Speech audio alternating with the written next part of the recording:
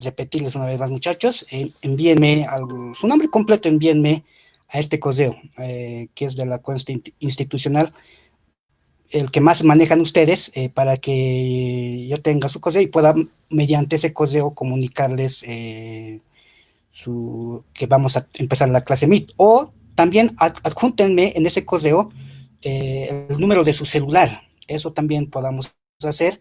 Así vamos a agilizar esto y no vamos a poder depender de su compañera, que vuelvo a decir, por alguna razón no se ha podido conectar.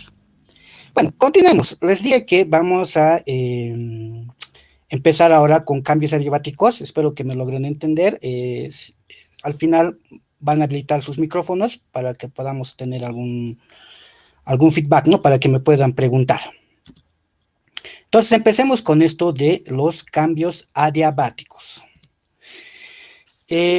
Los cambios adiabáticos en la primera ley de la termodinámica se analizan en procesos en los que el sistema realiza trabajo de expansión. Siempre estamos analizando en esta primera ley solo trabajos de expansión, pero con la característica de que no intercambia calor con su entorno, porque recuerden que adiabático es que no permite intercambios de calor. Una pared adiabática, por ejemplo, como los contenedores o los coolers, no permiten el intercambio de calor entre el sistema y los alrededores. Entonces, en un cambio adiabático es lo mismo.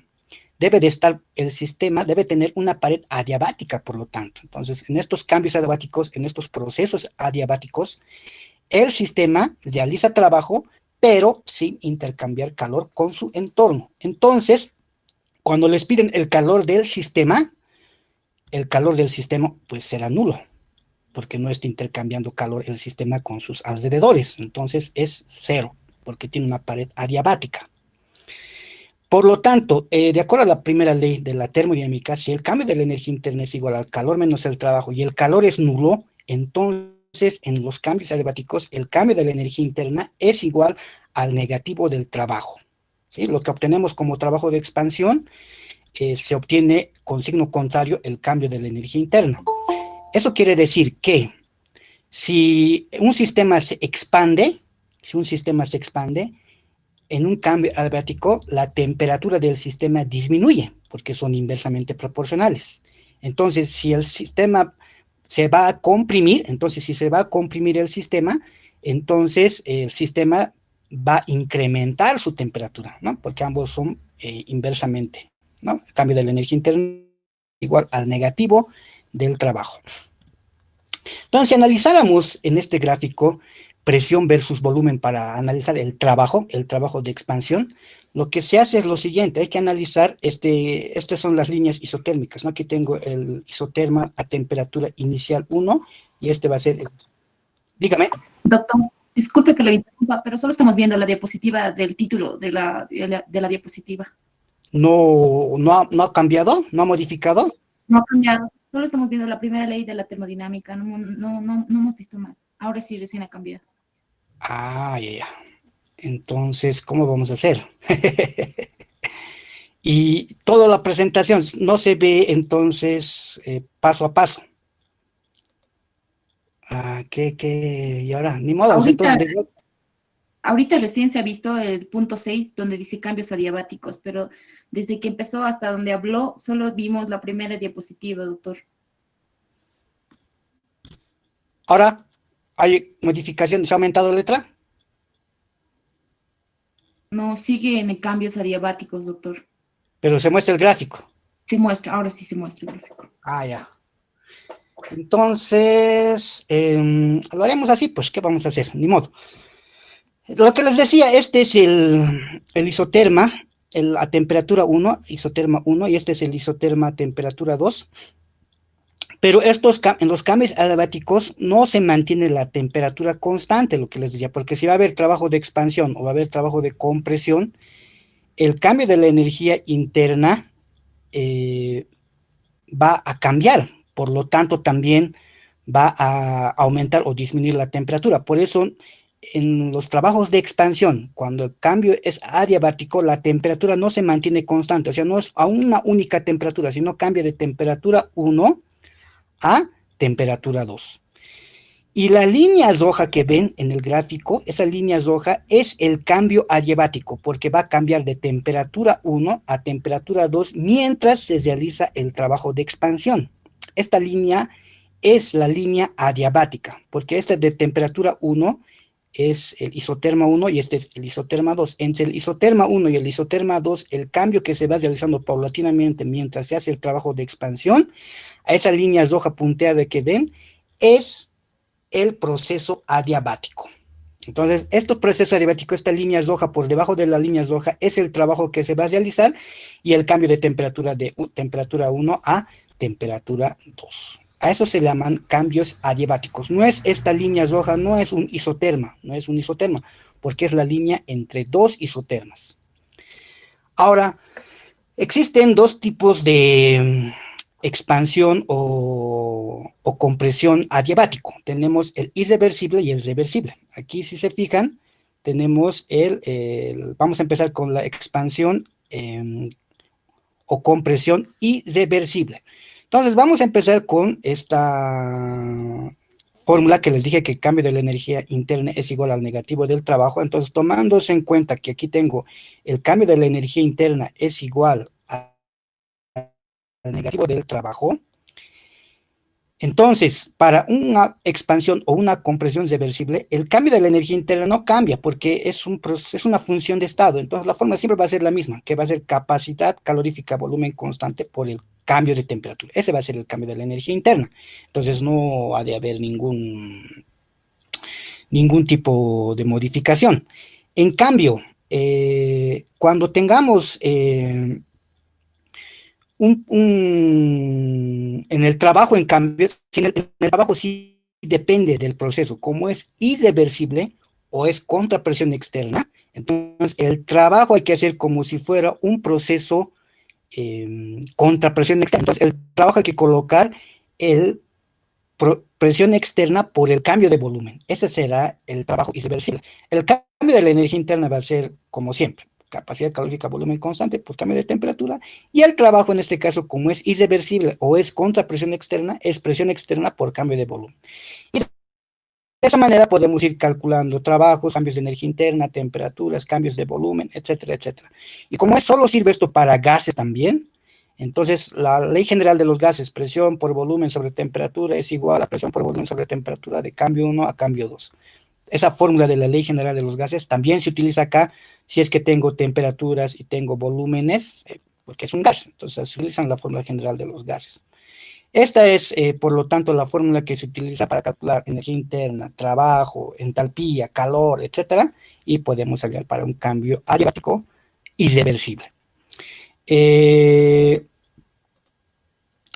El coeficiente termodinámico es importante analizar en esta parte. El coeficiente termodinámico, y algunos le llaman el coeficiente de dilatación adiabática, es este gamma.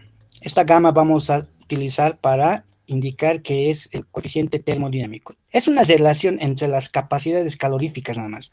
Para hallar el coeficiente termodinámico, lo que deben de hacer es dividir la capacidad calorífica a presión constante entre la capacidad calorífica a volumen constante. Esa división es lo que denominamos el coeficiente termodinámico o la razón de dilatación adiabática. Ahora, si no tengo capacidades caloríficas, pero sí tengo los cambios de entalpía y los cambios de energía interna, también se puede usar. Ahí está, por eso, como una igualdad. Entonces, puedo utilizar que la relación entre el cambio de la entalpía sobre el cambio de la energía interna, esa relación, esa división es el coeficiente termodinámico. No olviden que en la entalpía es igual a la capacidad calórica presión constante por cambio de temperatura. Energía interna también es capacidad calórica volumen constante por cambios de temperatura. Como el cambio de temperatura va a ser el mismo para ambos procesos, se simplifican y por eso queda esta igualdad. Entonces se puede hallar tanto con capacidades caloríficas o con energías internas y entalpías para hallar el coeficiente termodinámico o la razón de dilatación adiabática. Para gases también, en teoría les dije, antes de que entremos eso de la cuarentena, que la resta entre capacidades caloríficas a presión constante menos las capacidades caloríficas a volumen constante es la constante R de los gases. Esto solo sirve para gases, ¿ya? Porque les dije, en sólidos y líquidos, las capacidades caloríficas a presión y volumen constante tienen casi el mismo valor para sólidos y líquidos. En cambio, para gases no. La diferencia entre ambos es significativa, va a depender de la constante de los gases. Este cuadrito también les dije en teoría, ¿no? Que para gases, solo para gases sirve si tengo un gas monoatómico, diatómico, poliatómico, ¿no? Gases nobles, nitrógeno, hidrógeno, oxígeno, dióxido de carbono, cloruro de hidrógeno, etcétera, etcétera. De eso se consideran gases monoatómicos, diatómicos, poliatómicos, y cómo serían las capacidades caloríficas a presión y volumen constante. Eso también les di en teoría. Y para lo único que había que aumentar ahora es esto del coeficiente termodinámico, o la razón de dilatación adiabática. Dividir entre estos, por lo tanto, para un gas monoatómico es 5/3, por lógica, si divido capacidad de presión sobre capacidad de volumen. Y para un gas diatómico es 7/5, y para un gas poliatómico es 4/3, ¿no? Haciendo las relaciones, las divisiones respectivas. Entonces, muchachos, de esa manera se puede hallar el coeficiente termodinámico. Esto es importante porque en el siguiente subtítulo que vamos a ver, que son procesos adiabáticos reversibles, es necesario calcular el coeficiente termodinámico. Pero antes de entrar ahí, vamos a resolver un ejercicio. A ver, muéstranos el ejercicio. Aquí está el ejercicio.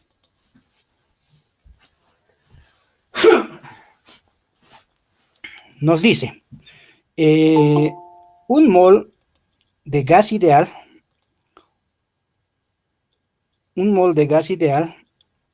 si es 5 medios de R, la capacidad calórica volumen constante, seguramente es un gas diatómico, puede ser nitrógeno, puede ser oxígeno, puede ser hidrógeno, cualquiera de ellos.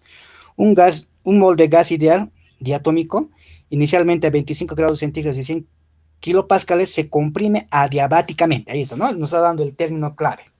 Adiabático. Aquí nos está diciendo adiabáticamente. Entonces, contra una presión constante. Eso es de manera irreversible. Cuando sea contra presión externa, es una expansión o una compresión irreversible. Entonces, esto es un proceso adiabático irreversible, porque es contra una presión constante igual a la presión final, hasta que la temperatura del gas asciende a 325 grados centígrados. Y nos pide hallar todos los tipos de energía que puede sufrir un sistema de acuerdo a la primera ley: calor, trabajo, energía interna y entalpía.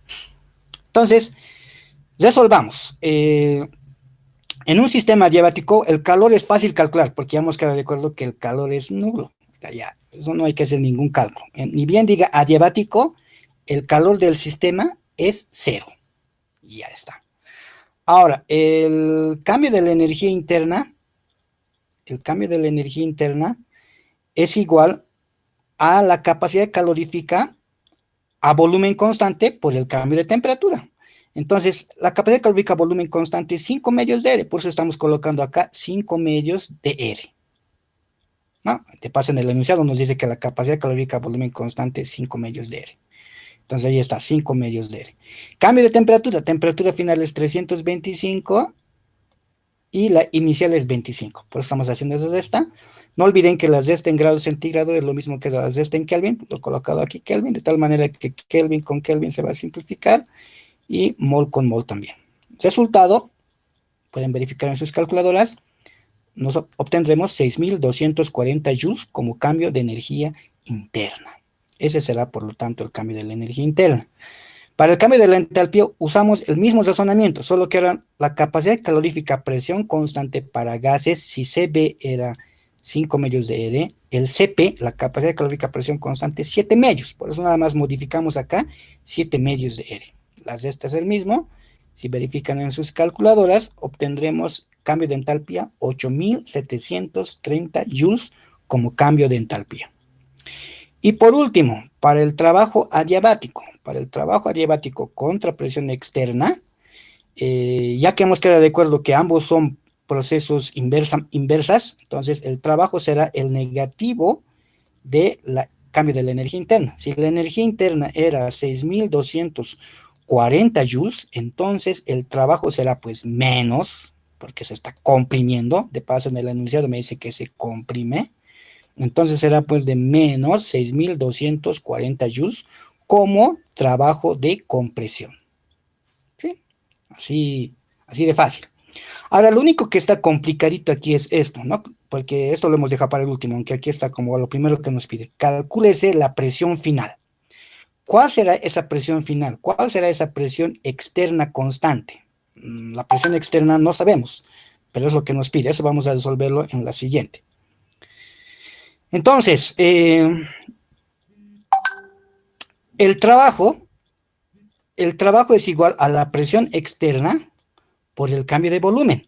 Pero en el enunciado me dice que la presión externa es igual a la presión final. Por eso aquí, en vez de colocar presión externa acá, estoy colocando presión final. Ya estoy colocando presión final, porque es la presión externa del sistema. En el enunciado mismo me dice una presión constante igual a la presión final. Entonces, en vez de colocar presión externa, estoy colocando presión final por el cambio de volumen. Ahora, los cambios de volúmenes todavía no los tengo. Volumen final no tengo. Volumen inicial podría calcular con datos iniciales. Podríamos calcular. Ahora, vamos a utilizar también esto que es el famosísimo Pavos-Datum, pero en condiciones finales, ¿no? Presión final por volumen final es igual a NR por la temperatura final. ¿Listo? Entonces, estas dos ecuaciones, esta ecuación de trabajo, presión externa por cambio de volumen y el Pavos-Datum, lo voy a combinar y voy a obtener esta. ¿Por qué estoy obteniendo esta? Porque la presión final, fíjense, esta es la presión final, de acá debo despejar la presión final del Pavos-Datum y reemplazar en este. Y voy a obtener esto, que es NR, temperatura final, menos presión final por volumen inicial voy a tener. Y de ahí voy a despejar presión final, que es lo que quiero calcular, o la presión externa constante. Entonces, la presión final será NR, temperatura final, menos trabajo entre el volumen inicial. Esta va a ser mi formulita que he desglosado de acuerdo al enunciado. Con eso voy a poder calcular la presión final o la presión externa constante. ¿Qué es lo que no tengo de acá? N tengo, son moles de gases. R es temperatura. Temperatura final tengo, son 325 grados centígrados. Trabajo ya lo he calculado en el anteriores incisos. Lo que me faltaría sería calcular volumen inicial. Entonces, el volumen inicial, aquí lo tengo ya calculado, es también con el Pavos-Datum, pero todo en condiciones iniciales, ¿no? N, 1 mol, R, 8314, temperatura inicial, todo inicial. 298 Kelvin o 25 grados centígrados entre presión inicial. Hemos empezado, de acuerdo al enunciado, con 100 kilopascales. Entonces aquí se va a simplificar kilopascales, litros, Kelvin, y solo me va a quedar litros. El volumen inicial, por lo tanto, con lo que se ha empezado, antes de que se comprima, es de 24,78 litros. Ya tengo volumen inicial y reemplazo en esta formulita que hemos ya desglosado para hallar la presión final o la presión externa constante. Reemplazamos y voy a obtener, simplificando, por ejemplo aquí mol con mol voy a simplificar, mol con mol, luego voy a simplificar Kelvin con Kelvin, y me va a quedar Joule, me va a quedar Joule sobre el litro, se me va a quedar que la presión final es 452,4, se pueden verificar con sus calculadoras, me va a quedar que la presión final es 452,4 Joule litro. Ahora, ¿qué hago para llevar esos Joule litro a unidades de presión? Pues la mejor manera es utilizando esta que también habíamos deducido en teóricas, que una atmósfera litro equivale a 101,3 joules. Entonces aquí joule con joule se va a simplificar, luego se va a simplificar litro con litro, y solo me va a quedar atmósferas. De esa manera, 452,4 joule litro lo voy a poder llevar a atmósferas, que equivale a 4,5 atmósferas. Esa será la presión final o la presión externa constante.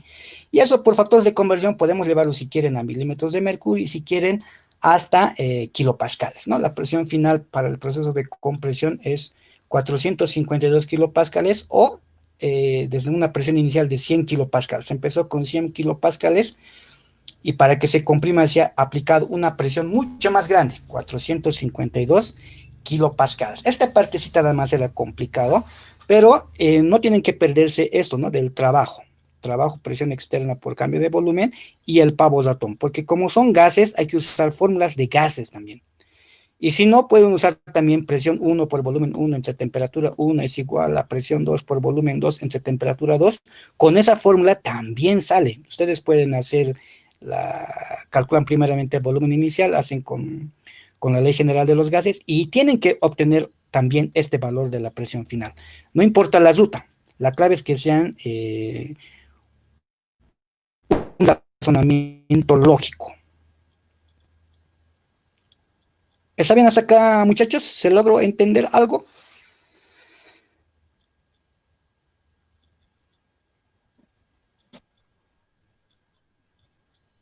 ¿O hay alguna duda?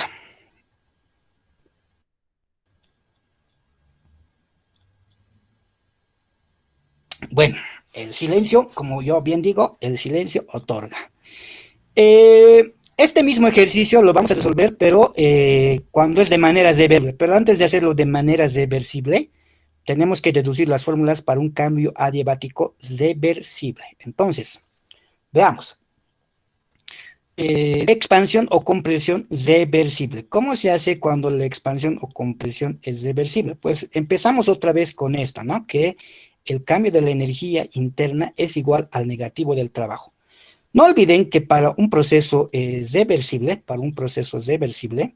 se hace con cambios infinitesimales, o sea, cambios muy pequeñitos. Por eso no voy a hacer cambios, solamente voy a hacer diferenciales. Entonces, en vez de calcular cambio de energía interna como capacidad calorífica, volumen constante por cambio de temperatura, voy a colocar diferencial de temperatura porque va a ser un cambio muy, muy pequeño, infinitesimal, para que sea reversible. Y le voy a añadir cantidad de materia porque la energía interna puede ser en cantidad molar o en cantidad de energía. En ese caso lo vamos a usar solamente como energía, no como cantidad molar. Por eso lo estoy añadiendo. Este N, no olviden, puede aparecer o puede desaparecer, porque las cantidades molares, las cantidades específicas, propias cantidades, se pueden interconvertir con masa, con moles, con peso molecular, etcétera, etcétera. El trabajo. El trabajo para un proceso es la presión externa por ese cambio de volumen infinitesimal. Por eso voy a colocar también diferencial de volumen. Pero para el reversible, no olviden que la presión final, esta presión, debe ser lo mismo que la presión interna, porque estamos en un proceso reversible o de equilibrio. Procesos reversibles o de equilibrio, la presión interna y la presión externa es la misma. Si se ha igualado la presión interna con la presión externa, la presión interna de los gases es nRT, por eso aquí se coloca nRT entre volumen, ¿no? Despejando del pavo-ratón. Esta va a ser, por lo tanto, la presión interna o la presión externa en un proceso reversible porque estamos en el equilibrio. No vamos a modificar nada acá de la energía interna. Aquí lo estamos colocando solamente menos nRT por diferencial de volumen sobre volumen. Ahora, este volumen que está aquí multiplicando, lo voy a mandar a dividir. Y estos moles con estos moles, por lógica, se van a simplificar. Entonces, si esta temperatura que está aquí multiplicando, lo mando aquí a dividir, entonces voy a tener capacidad calorífica, diferencial de temperatura sobre temperatura, y aquí menos R, diferencial de volumen sobre volumen. Lo único que debo hacer para eliminar los diferenciales es hacer integración. Entonces aquí lo voy a colocar integral, fíjense acá. Entonces la capacidad calorífica volumen constante será la integral desde temperatura inicial hasta una temperatura final, diferencial de temperatura sobre temperatura, y lo mismo haremos para volumen. Entonces será menos R, integral desde un volumen inicial hasta un volumen final, diferencial de volumen sobre volumen. Esto hemos resuelto también en varios ejercicios en teóricas. Diferencial de temperatura sobre temperatura cuando se integra, eso es logaritmo neperiano. Lo mismo diferencial de volumen sobre volumen cuando se integra es logaritmo neperiano. Por eso aquí va a quedar capacidad calorífica volumen constante por el logaritmo neperiano desde una temperatura final sobre la temperatura inicial, ¿no? Porque estamos haciendo desde inicio hasta final, ¿no? Desde un inicio hasta un final. Por lógica, este también va a quedar como menos R, logaritmo neperiano de volumen final sobre volumen inicial. Y ya, si quieren ahí lo podemos dejar, pero la mejor manera de poder eliminar los logaritmos es lo que multiplica, lo que está multiplicando que suba como exponente, y así eliminaríamos el término logaritmo. Pero una manera más simple es estas capacidades caloríficas a volumen constante y este R, lo vamos a eliminar usando esto que hemos visto anteriormente. El coeficiente termodinámico, que es la relación entre las dos capacidades, y la resta entre las dos capacidades es igual a R, hay que unir estas dos fórmulas en esta fórmula, y voy a simplificar teniendo solamente el logaritmo neperiano de temperatura final sobre temperatura inicial, será igual a 1 menos el coeficiente termodinámico por el logaritmo neperiano de los volúmenes iniciales y finales. Esta reducción matemática la pueden hacer ustedes con calmita. Lo único que hay que hacer es unir todo a CB. Este CP hay que eliminar. De aquí despejan CP, los reemplazan acá, y todo va a quedar en términos de CB, y una vez que tengamos CB se reemplaza acá, y las constantes R se van a simplificar y CB, y me va a quedar esto, que es 1 menos el coeficiente termodinámico. Eso es demostrado. Ustedes, chicos, háganlo eso matemáticamente con más calmita.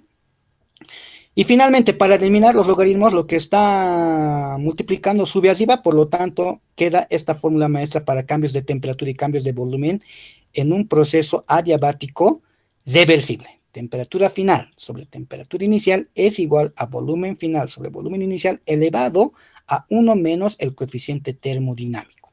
Esta es la formulita que sale para cambios de temperatura y cambios de volumen.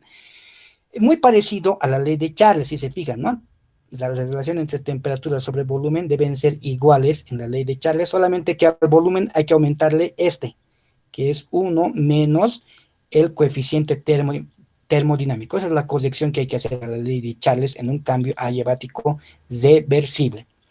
Ahora, utilizando esta fórmula, la fórmula general de los gases, presión por volumen sobre temperatura es igual a presión por volumen sobre temperatura de un cambio inicial a un cambio final, la ley general de los gases, uniendo estas dos fórmulas, se puede tener también la modificada de Boyle, que es esta es la ley de Boyle. Presión por volumen es igual a presión por volumen de un cambio inicial a un cambio final. Esta es la ley de Boyle. Solamente que ahora al volumen, cuando se combinan estas dos fórmulas, hay que elevarlo al coeficiente termodinámico. Entonces, aquí tenemos las modificadas de la ley de Charles y la ley de Boyle. A los volúmenes se deben hacer esas modificaciones con el coeficiente termodinámico. Entonces, esa es la única corrección que hay que tener cuidado en una expansión y en una compresión reversible. Porque después el cambio de la energía interna va a ser igual al negativo del trabajo. Eso no va a modificar porque eso es adiabático. Entonces, si vamos al ejercicio anterior que hemos resuelto para un proceso irreversible contra presión externa, ahora lo resolveremos de manera reversible. El mismo enunciado, con los mismos datos, ¿no? Solamente que aquí ahora estoy colocando, se comprime adiabática y reversiblemente, ¿no? Entonces, esa palabra ya ha cambiado, ya no es contra presión externa, sino es de manera reversible. Esta primera parte, si lo van a comparar con la anterior diapositiva que hemos hecho, van a salir los mismos resultados, porque no olviden que el cambio de la energía interna y el cambio de la entalpía no le afecta el proceso. La fórmula es la misma, no va a cambiar. Lo único que va a cambiar va a ser en cuanto al trabajo, a la presión. Pero en ese caso, como ya tengo cambio de la energía interna, que es 6.240 joules, el trabajo va a ser el negativo de la energía interna, o sea, menos 6.240 joules. Mismos resultados que para un proceso irreversible. ¿Por qué ha salido lo mismo? Porque la temperatura voy a hacer al mismo rango, de 25 a 325 grados centígrados. Luego vamos a resolver el día viernes, vamos a resolver otro tipo de ejercicios cuando sale distinto el cambio de la energía interna y el cambio de la entalpía para uno que es contra presión externa y de manera reversible, porque las temperaturas van a modificarse. Pero en ese caso, como las temperaturas se mantienen, pues no tienen por qué cambiar cambios de energía interna, ni cambios de entalpía, ni trabajo. Ese va a ser lo mismo que hemos hecho para un contrapresión externa. ¿Qué es lo que va a modificar esta pregunta? Calcúlese la presión final. La presión final va a ser distinto para un cambio adiabático reversible que como un cambio adiabático contra presión externa. Entonces, a ver, veamos. Esta es la modificada. El volumen inicial no tiene por qué cambiar. Seguimos utilizando el volumen inicial con el famosísimo pavo ratón, nRT, sobre la presión, El volumen inicial va a ser el mismo que como el caso anterior que hemos hecho con esa presión externa, 24,78 litros. Eso no va a modificarse, va a seguir siendo el mismo volumen inicial. Lo que va a modificar va a ser la presión final. Vamos a ver. ¿Por qué? Porque ahora hay que hacer con cambios adiabáticos. Esta es la ley de Charles para hallar el volumen final. Este que es la ley de Charles. Temperatura final sobre temperatura inicial, que es igual al volumen final sobre el volumen inicial, pero elevado a 1 menos el coeficiente termodinámico. Y aquí tengo todos los datos excepto el volumen final, Entonces, despejamos. Este exponente 1 menos coeficiente termodinámico que está como exponente, al otro lado va a ir como raíz o como quebrado. Por eso estoy yendo 1 sobre 1 menos coeficiente termodinámico, elevando a la temperatura final sobre la temperatura inicial. Y el volumen inicial que está dividiendo, pues aquí va a ir a multiplicar. Y esta será la formulita que voy a tener del despeje del volumen final. Lo único que debemos de hacer ahora es reemplazar datos. Volumen inicial teníamos, ¿no? 24,78. Aquí están los 24,78 litros. Temperatura final sobre temperatura inicial. Aquí sí tienen que tener cuidado. La temperatura final y la temperatura inicial no pueden colocar ahora en grados centígrados. Tiene que ser sí o sí en Kelvin. Si bien hemos quedado de acuerdo que la resta en grados centígrados es lo mismo que la resta en Kelvin, no es lo mismo en división. En división o multiplicación, cualquiera de los dos, ya sea que divida o sea que multiplique, no es lo mismo grado centígrado que Kelvin. Entonces, aquí tiene que estar en temperatura absoluta, Kelvin, no grado centígrado. Porque si ustedes van a colocar aquí temperatura final 325 grados centígrados y aquí van a colocar 25 grados centígrados, aquí les va a salir un resultado totalmente distinto. Eso tienen que tener cuidado. En divisiones y en multiplicaciones sí o sí tiene que ser temperatura absoluta. En restas y sumas no hay problema. Puede ser en grados centígrados o en Kelvin. No hay problema ahí. Entonces, el coeficiente termodinámico. No olviden que el coeficiente termodinámico, lo que hay que hacer es, tenemos que dividir la capacidad calorífica a presión constante sobre la capacidad calorífica a volumen constante y sale 7/5 si van a la tablita que les he mostrado de los coeficientes termodinámicos para gases diatómicos. Entonces era 1 menos 7/5. Todo esto se introduce en la calculadora y van a obtener que el volumen final va a ser 4,344 litros como volumen final. Ahora ya tengo volumen inicial, ya tengo volumen final, tengo temperatura inicial, tengo temperatura final, tengo presión inicial. Puedo usar la ley combinada de los gases. Eso les dejaría a ustedes como tarea. Ustedes resuelvan con la ley combinada de los gases y van a obtener la misma presión final. Pero también puedo usar la modificada de Boyle para cambios adiabáticos reversibles, esta formulita, que es presión por volumen es igual a presión por volumen, pero elevando el volumen al coeficiente termodinámico. Entonces, de ahí despejo presión final y voy a obtener esta formulita. Esta. Reemplazamos presión inicial, no olviden que estamos empezando con 100 kilopascales, volumen inicial hemos empezado con 24,78 y hemos terminado con un volumen final de 4,344 litros. Eso elevamos al coeficiente termodinámico que es 7/5 para un gas diatómico y la presión va a salir 1145 kilopascales. Ahora, si comparamos este valorcito para un cambio reversible contra presión externa, fíjense, es totalmente distinto. Aquí hemos obtenido 1145 kilopascales. En cambio, para un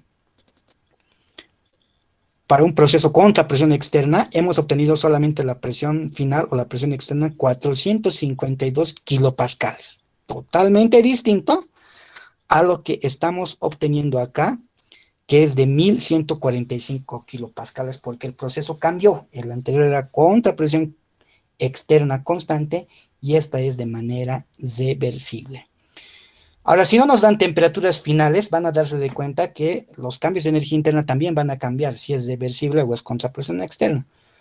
Pero ese ejercicio lo vamos a dejar para el día jueves, Por el momento, solo me quedaría responder algunas dudas que tengan respecto a este tema avanzado. Preguntas, chicos.